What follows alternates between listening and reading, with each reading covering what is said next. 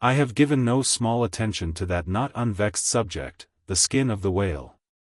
I have had controversies about it with experienced whalemen afloat, and learned naturalists ashore. My original opinion remains unchanged, but it is only an opinion. The question is, what and where is the skin of the whale? Already you know what his blubber is.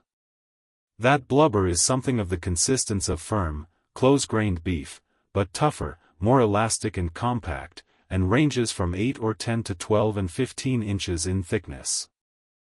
Now, however preposterous it may at first seem to talk of any creature's skin as being of that sort of consistence and thickness, yet in point of fact these are no arguments against such a presumption, because you cannot raise any other dense enveloping layer from the whale's body but that same blubber, and the outermost enveloping layer of any animal, if reasonably dense, what can that be but the skin?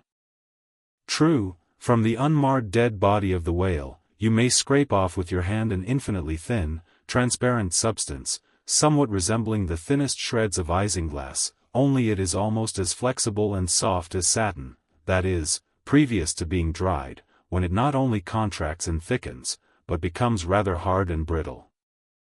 I have several such dried bits, which I use for marks in my whale books.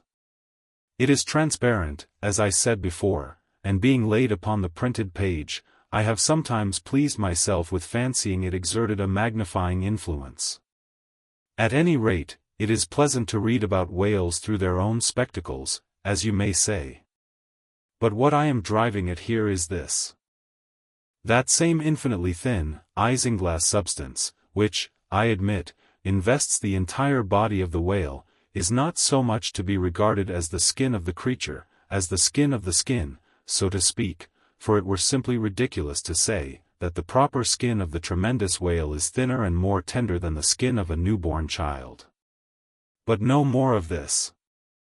Assuming the blubber to be the skin of the whale, then, when this skin, as in the case of a very large sperm whale, will yield the bulk of 100 barrels of oil, and, when it is considered that, in quantity, or rather weight, that oil, in its expressed state, is only 3/4, and not the entire substance of the coat, some idea may hence be had of the enormousness of that animated mass, a mere part of whose mere integument yields such a lake of liquid as that. Reckoning 10 barrels to the ton, you have 10 tons for the net weight of only 3/4 of the stuff of the whale's skin.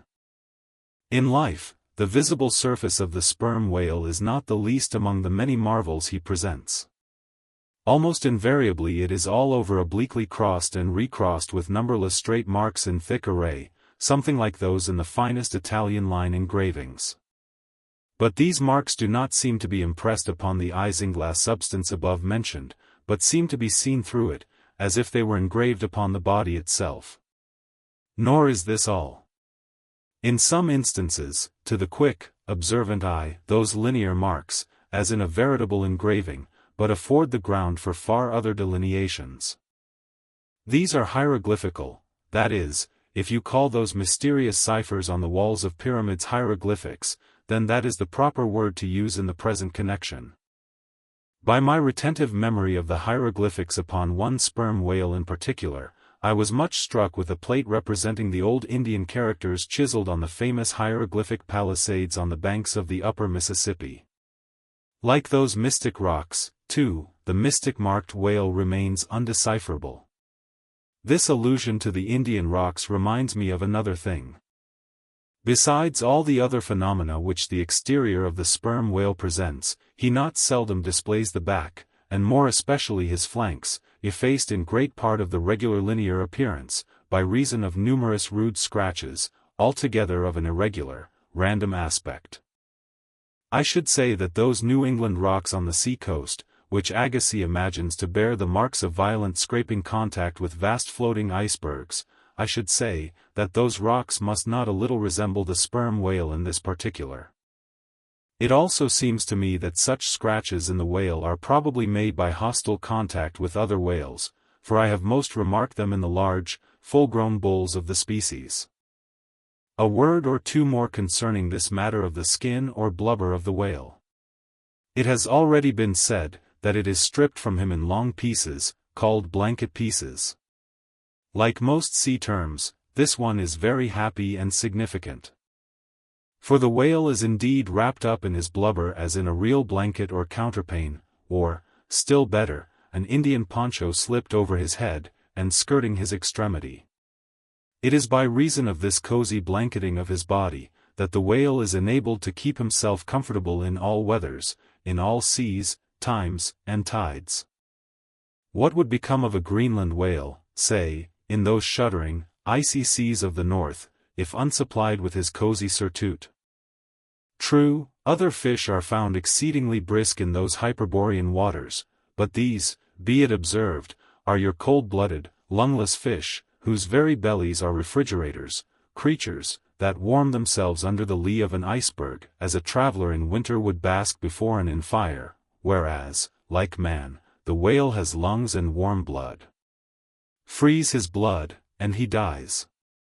How wonderful is it then, except after explanation, that this great monster, to whom corporeal warmth is as indispensable as it is to man, how wonderful that he should be found at home, immersed to his lips for life in those Arctic waters, where, when seamen fall overboard, they are sometimes found, months afterwards, perpendicularly frozen into the hearts of fields of ice, as a fly is found glued in amber. But more surprising is it to know, as has been proved by experiment, that the blood of a polar whale is warmer than that of a Borneo negro in summer. It does seem to me, that herein we see the rare virtue of a strong individual vitality, and the rare virtue of thick walls, and the rare virtue of interior spaciousness. Oh, man! Admire and model thyself after the whale. Do thou, too, remain warm among ice. Do thou, too, live in this world without being of it. Be cool at the equator, keep thy blood fluid at the pole.